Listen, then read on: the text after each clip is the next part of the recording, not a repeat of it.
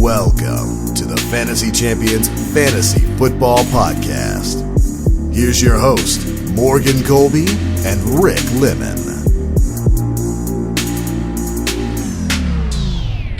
What is happening?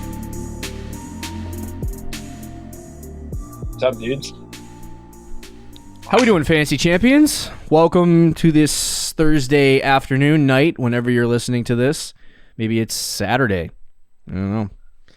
But welcome on in. Yeah. How you doing, welcome. Rick? Welcome. How you doing, Rick? How you doing, boss? I'm doing all right. Just okay. Yeah. I don't want to talk about it. Okay, we'll leave it at that. We'll leave it at that. It's been a tough couple days. We got a lot to get to in this episode. We're gonna hope to calm your anxiety about certain political events with a wonderful podcast episode. So we'll jump into that right away. But before we do that, check out our website at thefantasychampions.com. Follow us on Twitter at TheFFChamps, on Instagram at TheFantasyChampions. You can like us at Facebook.com/TheFantasyChampions. If you're listening on Apple Podcasts, Spotify, Stitcher, or any other podcasting platform, be sure to leave a review and share this podcast with your friends. Also, subscribe. Subscribing is the best way to support the podcast, whether it's on YouTube or any of the podcasting platforms. If you're listening on YouTube as well, click the bell for notifications, because subscribing on there is not enough, and then like and comment down below. Remember, 3 more subs till 200. All you gotta do is hit subscribe. Just do it. So it's real easy. Right before we came on the show, my wife texted me because me and Rick were yelling at each other. Rick's trying to go to Buffalo Wild Wings. Please comment down below your rating out of 5 of Buffalo Wild Wings, because I would rate it a 2. Bro, why are you hating so much? It's buy one get one free. That's what. See, that's what makes it even more gross. They're just giving wings away now. And I'll take it all. I'll take all of it. I'll eat all the wings. So today we are going to talk about our most. I didn't even tell you what we were going to talk about at the beginning. But my name is Morgan Colby and Rick Lemon as well. Just jumped right in. But we're talking about our most accurate or our biggest hits this year. So yeah, that should be interesting. Last episode, we talked about our biggest misses. We talked about the guys that we didn't get right. So on this episode, we're going to talk about the guys that we did get right. So it should be fun, interesting program. So let's jump in. Let's get started. Yeah, let's do it. So we talked about these two guys on the previous show because we were talking about our misses at quarterback. We didn't have many. No, we're pretty good at quarterback. I think Aaron Rodgers was the only miss at quarterback, and sleeper Daniel Jones, but I don't even know if that counts. Sleepers are like hit or miss anyway. But our two guys, we'll start off with the first one, Joshua Allen. And Josh Allen, we were kind of talking about him in the beginning of the season. I think it was like halfway through the offseason, doing analysis and stuff. I noticed a couple of things about him. He likes to rush the football, so that's the first thing. And the second thing is that he's not terrible when it comes to accumulating fantasy points, if you will. The biggest concern for me coming into the season with Josh Allen, and the biggest concern that I had to make my take possibly not happen, was his accuracy, and that was not a problem. He had a very, very, very high accuracy total. Apparently, it is better than any of the accuracy ratings that Tom Brady and Peyton Manning have had over the course of their entire careers, which is something that I have a hard time believing, but it's true. But anyway. Yeah, he had a fantastic year this year. Is this a Zoom pause, or were you looking at something? Because there was a long air of dead silence there. I was reading something. I'm sorry. Okay. All right. I'll finish my point. I was waiting for you to respond to that, but you were doing it. But anyway, so my second concern with Josh Allen and his possible non-breakout, if I was to get it wrong, was the fact that we assumed that the Buffalo Bills were going to run the football a lot this year, which was also why we drove, or Rick more specifically drove, the Stefon Diggs not going to be great this year train. And they didn't do any of that. They actually threw the ball a lot more than anticipated.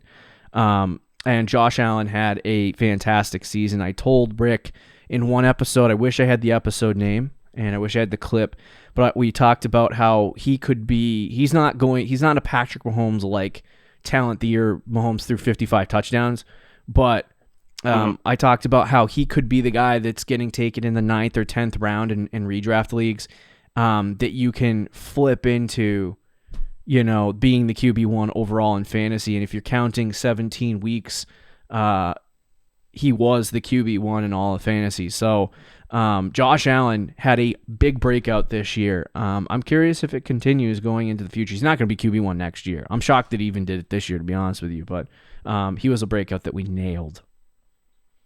Yeah, I don't think he'll be QB1, but I mean, he might be like do a this top every 5 year. quarterback every year at this point. Okay, go. I was going to ask you where you plan on ranking him next year. Like, where do you feel like he's going to be? Very early on, he's probably QB3 or 4. Okay. Would be my guess. Yeah, fair enough. But yeah, no, we thought he could be a breakout, and even with me not being crazy about Diggs, I was still really high on Josh Allen because I thought it was still an upgrade to the offense and everything. And it wasn't that like my problem with Diggs was not really his talent or anything. It was just like I knew Josh Allen would throw to John Brown. I knew he'd still throw to Cole Beasley, and those things still happened. What I underestimated was how big of a jump Josh Allen took. Yeah. From last year to this year, because it was insane. You mentioned the accuracy. He went from 58%, and this was what I was like, I was kind of like, wow, that's crazy. He went from 58% completion percentage to 69 in 1 year, an 11% increase in completion percentage. And he threw the ball over 100 times more than he did last year. The funny thing too is that coming into last year, a lot of people were, the fantasy community more particularly, were talking about how John Brown was a very good, like almost elite wide receiver. I heard a lot of people talking about that around the fantasy community and how he should be considered in that conversation and all kinds of stuff. Not necessarily as like a fantasy weapon, but as like in football. I don't know if you heard that too. Yeah. This is what it looks like when you get a real alpha wide receiver for a talented quarterback. And Stefon Diggs is one of the top wide receivers in the NFL. So I think that also had a major effect on Josh Allen. Mm-hmm. No, for sure. I mean, John Brown, he was still like, he was on pace for like, if he played a full 16, he would have had like 100 targets still. So like he was still involved in the offense, but Diggs really just became the alpha. Like you said, but Josh Allen also went from 20 to 37 touchdown passes. And it's not like his rushing totals went down either. They pretty much stayed the same, which is a big surprise for me, because if you would have told me he would have had a major increase in passing touchdowns, I would have been like, well, he probably they ran the ball less, but he really didn't. He still had 8 rushing touchdowns as well to go with his 37 passing. So absolutely insane season for Josh Allen. And I was there with you thinking he could be a breakout. That's obviously why we called it, but I didn't think he'd be this good. I'll admit. Yeah. It I was was thinking like top 5 quarterback. It was funny because I felt like last year, right? One of the guys that ended up breaking out, I didn't predict this, but it was Dak Prescott. And was that the 2019 season? Yeah. It was Dak Prescott, and I picked him up on my fantasy team, and towards the end of the season, he started to get a tougher schedule, and I didn't really trust him on my fantasy team at that point, and I had to start him because I wasn't able to deal him, but I was trying all season to deal him, and then I was forced to start him in the playoffs, and he had a bad game, and I got burned. And I had that same feeling in like the pit of my stomach about Josh Allen, and so I wasn't making the same mistake twice, and I traded him away for Justin Herbert. And Josh Allen went off against some tough matchups, and so he was actually really good. Sometimes a player is good, and it's not just matchups, but the early season matchups looked really good for Josh Allen, so I kind of came off him a little bit. But this one we nailed. The second guy we have is Kyler Murray, who he was kind of a 6th round pick, and we were talking about before the season started. A lot of people were comparing Kyler to Dak. I mean, Baker. I meant Baker Mayfield. They were comparing Kyler Murray to Baker Mayfield, and that the off season is very similar, right? The Cardinals are coming off a season where they didn't win a lot of games, but their quarterback, had a decent campaign, enough to think that they're going to take the next leap. And then you add a couple of talented offensive pieces, and all of a sudden you're talking about the quarterback being in a top 6 round potential quarterback. And, you haven't seen him done it before. It's a little bit scary. But there was more concerns for Baker's breakout than there were for Kyler Murray's breakout. And I laid them out in the offseason, so if you really want to go back and listen to all of them, you can do that. But it was basically the argument that the Browns don't throw the football a lot. They still don't throw the football a lot. And so expecting Baker Mayfield to have really good fantasy seasons is kind of naive. Whereas Kyler Murray's offense is at a 60 to 70 play pace. And he also rushes the football a significant amount. Like this year, he was QB2 through 17 weeks, and he only had 3,971 passing yards. That's like a Cam Newton season where he only throws 3,500 passing yards. Back in the day, Cam Newton, but still gets in the top 3 of fantasy quarterback production. So the big thing for Kyler that we noticed in the offseason was the fact that he could rush the football. Yes. Yeah. Yeah, no, Kyler, that was a big thing with him. I feel like I was more on the Kyler train than I was the Josh Allen. Like, I feel like Josh Allen was more your guy. Now, we both like both guys, but if we had to pick, you know what I mean? Like, I feel like Kyler was kind of the guy. We both thought Kyler Murray would break out. It was just hesitancy in drafting because he was a 6th round pick. Yeah, it was but I still tried to draft him because I was all for Kyler this year. Yeah. And I'm looking at my projections right now, and I literally got them identical almost in a lot of categories. I was like less than 100 yards passing off, same amount of touchdown passes. Yeah. I actually projected one more interception, I think. But the thing that I even was a little undersold on was his rushing touchdowns. That was a big one. I didn't think he'd rush for 11 rushing touchdowns, and for even 800 yards. Well, it wasn't like either one of their running backs could get it into the end zone. Yeah, exactly. Unfortunately for Kenyon Drake.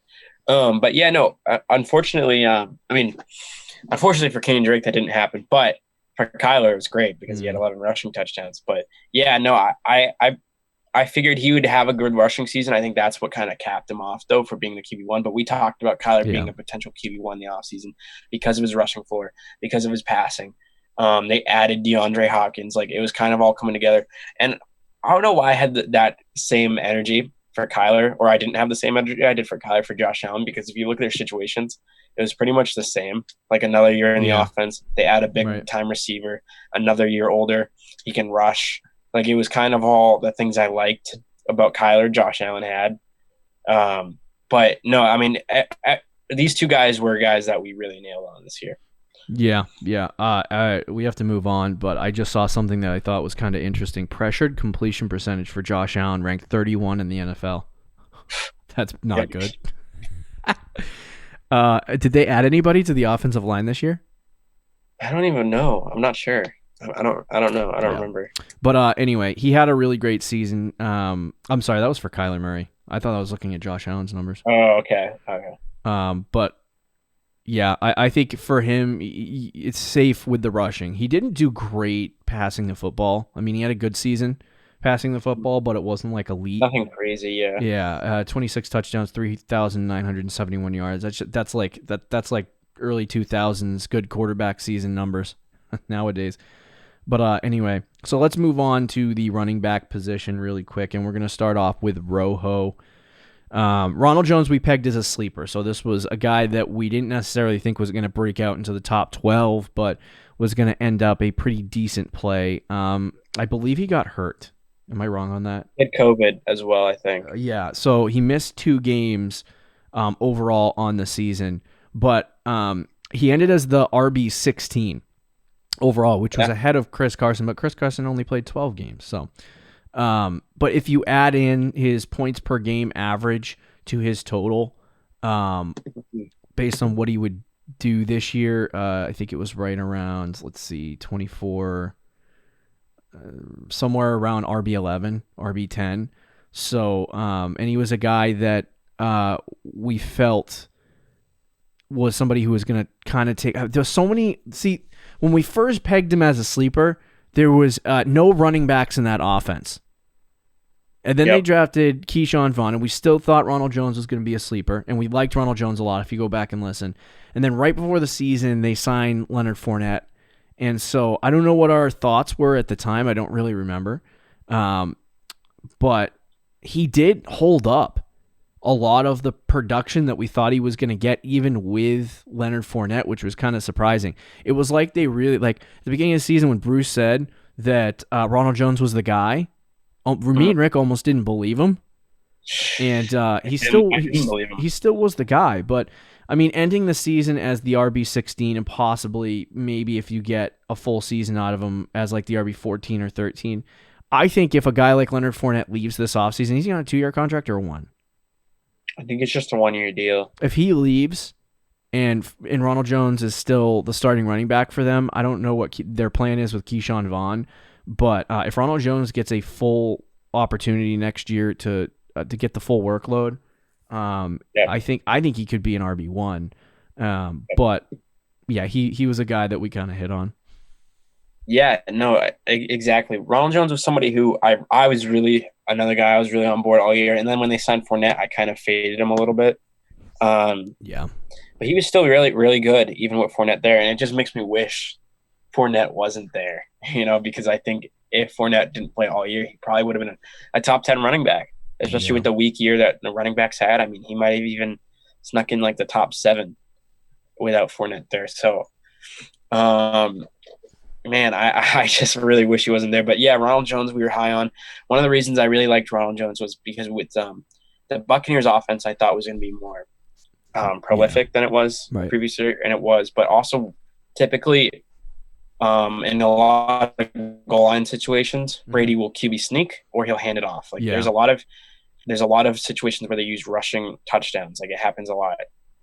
And not just in New England, but obviously in Tampa now as well, because Brady also likes to play action at the goal line, and it's something that we've seen in New England a long time. So I figured Ronald Jones would have a decent amount of rushing touchdowns this year, but he even surprised me, especially when Fournette went there, how good he still was and how much they used him. So I'm excited for next year and see how good he can really be.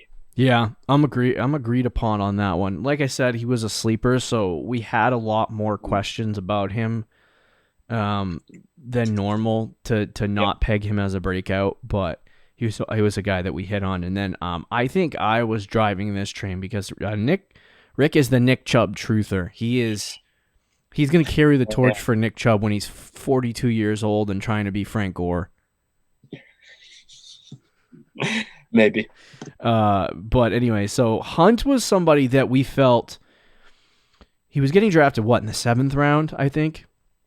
And he was somebody that we felt could be a good complementary back to Nick Chubb, would get involved in the passing game and the running game. And I was punching in numbers in the offseason, and I really wanted a situation where it was like Alvin Kamara and Mark Ingram. And that's kind of what it ended up being almost, because they both ended as Nick Chubb was the RB9 in 12 games played, and Kareem Hunt was the RB10 with 16 games played. They both had 199 fantasy points. So Chubb would have obviously been the top 5 running back, but Hunt probably would have finished somewhere, because his numbers per game didn't change from when Chubb was out to when Chubb was in, which I thought was really weird. It just didn't change at all. Now, he didn't get a lot of opportunity, which was a little bit scary as a Kareem Hunt manager for a majority of the season. Yeah, he had a 48% opportunity share, but yeah. But anyway, we felt he could be that guy coming in. He had 1,000 total yards all-purpose. I think it was 1,100 all-purpose yards, 11 total touchdowns on the year, 0.88 fantasy points per opportunity, and he came down with over 250 opportunities. So he had a really good season overall. But, I mean, I don't know if that's going to continue into the future. But as a 7th-round pick, if you got the RB 10 or 11 or 12, I mean, you nailed it. Right. Yeah, no, I mean, my love for Nick Chubb, but I did take Kareem Hunt in a lot of leagues. I think I took him in our list on our league as well. Right. It was kind of a roller coaster starting him, especially at the end of the year, when Nick Chubb came back because he wasn't getting into an opportunity. But we were right. We nailed it with Kareem Hunt. Because even with Chubb there, he was still putting up solid numbers. I thought he would be better without Chubb, but he was really the same. But he was still really good. I sent a tweet out in August saying, like, why are people fading Kareem Hunt? And I think he has the potential. He's an insane handcuff, and he has with the potential to be a top 10 running back, and that's exactly what happened with him. So we got this one right. We weren't great at running back this year, or as good as we wanted to be. I don't like to draft players based on just like a player getting injured. Like if I say, I'm going to draft Tony Pollard in the late rounds because I hope that Zeke gets injured or whatever. But Hunt's different because Hunt is a little bit right. That Hunt was very, very different, and so we didn't tell you to draft him based on Nick Chubb getting injured, even though that as a Kareem Hunt manager kind of was beneficial to you when Chubb got hurt, but he probably was a hella handcuff too. Yeah, no, for sure. If you had both, I wish I had the opportunity to draft Chubb, right? And I passed him up to draft. What was it, Kenyon Drake? I remember I screamed at you. At our draft party. Like, I can't believe you just passed on Nick Chubb. The funny thing is that I was thinking about it. I passed on Nick Chubb, and I was like, okay, was it really a bust? Because if I didn't draft Nick Chubb, I would have had Kenyon Drake, who I ended up with, who still was the RB14. And he still was pretty decent, and I would have had him playing when Chubb was not. But then I also thought about it on the other side that I also drafted Kareem Hunt. So had I drafted Nick Chubb there, I would have had the double whammy, and I would have been fine at running back, at least for the time being until he got back. I would have actually rather have that situation, but I didn't know I was going to get Kareem Hunt at the time. So hindsight's 2020. But anyway, let's move on to the wide receiver position. But I mean, I felt like it was 2020 at the time, but that's just me. Say it again. I felt like it was 2020 at the time, but that's just me. I was, I'm crazy about Nick Chubb. So. Oh yeah, that's true. Let's talk about the wide receiver position really quickly. A couple of guys. We had Calvin Ridley as a breakout last year. We loved Calvin Ridley coming into the season. We both called him Chris Godwin of the 2020 season. And that's what it was. And he came in, I think it was the first 5-6 weeks of the season. He was just freaking crazy good. I was very, very happy because I drafted him in many, many leagues. He had 30 in PPR. He had 33 fantasy points, 29 fantasy points, 16, and then he got 5 total targets against the Green Bay Packers and put up a 0 burger because he was hurt for like 90% of the game. And he had 21, 18, 17 before he pooped himself and missed more time against the Carolina Panthers, and he probably would have gone off in that game. I mean, he was a wide receiver 1 or better for a majority of the season. So if you drafted him, congratulations. It was an easy one. Yeah, no, we told you to draft Calvin Ridley. A lot of people were fading him. I didn't really get it because he's a talented player. He was good last year. He's getting a year older. It's a breakout age. The targets was a big thing as well. They lost Austin Hooper. They lost Mohamed Sanu for a full year. There was targets to go around in that offense in a very high-powered throwing offense. So all the boxes were checked with Calvin Ridley, and he produced. He was great. Why don't you tell him about the next guy? Yeah, and then we also had A.J. Brown as a breakout. He was your guy more. I still liked A.J. Brown a lot, don't get me wrong. I think, I drafted him in our listener league. And with A.J. Brown, man, it's sort of the same thing. That dude's a beast. It's just talent. There was a stat that last year when Ryan Tannehill took over, wasn't he the wide receiver 3, I think, last season? After Ryan Tannehill took over, something in that range. So that alone should have told you how good he could have been this year, because that was him as a rookie. And this is year 2. He still missed 2 games, and he still finished, I believe, as the wide receiver 11, I want to say. I'm looking at week 17 though, so if you go to week 16, it was actually lower, the wide receiver 14, but still missed 2 games. We lost Rick for a second. All right, I'll start talking about A.J. Brown while we try to get Rick back on call here. So one of the interesting things I noticed about A.J. Brown as well is he had 106 total targets on the season. Last year, I think he had 83.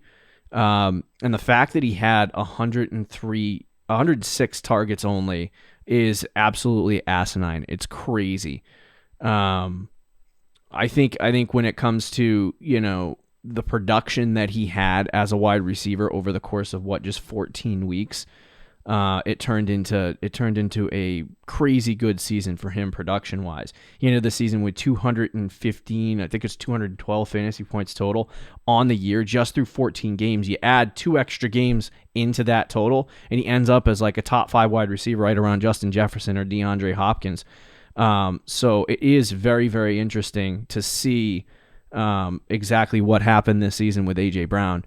But we're trying to get Rick back on call here. We'll see if he comes back in. But if you drafted A.J. Brown, you absolutely nailed it. I think production-wise, what was his fantasy point per target? It was 2.28, which is number 7 in the whole league. It was absolutely insane. So if you drafted A.J. Brown, you had a really, really, really productive campaign. It looks like we got Rick back on the pod. What were your, I don't even know where you cut out, Rick, but I finished my thoughts on A.J. Brown. So I was just talking about, yeah, okay, then that's fine. I was just talking about how good A.J. Brown is. We got tight ends here. We predicted. Here's a guy that I loved, and we both loved this guy all year. And it's T.J. Hawkinson as a breakout. Yeah. He was everything that we thought he was going to be. Year one, I don't have anything in front of me because, like I said, my Wi-Fi came out. But I believe he finished as the tight end 4. I'll look it up for you. Which is thank you. Hawk finished as the tight end 4. You nailed it. Yeah. See, I know my T.J. Hawkinson stats.